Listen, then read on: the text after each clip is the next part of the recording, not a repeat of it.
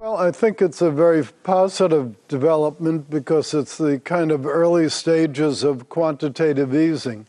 And I think they've needed that because when they were trying to tighten up against the real estate excesses, they put in a lot of fairly draconian measures in the money markets. So I think it's a very good move and a very useful one. You have to look at it. China growth has been in question. So this is the lowest China growth that we've seen in 20 years or thereabouts. This is something for us to really say, is this the end of growth for China, which affects what Tim just said, the oil trade, the commodity trade, across the board, the metals trade. So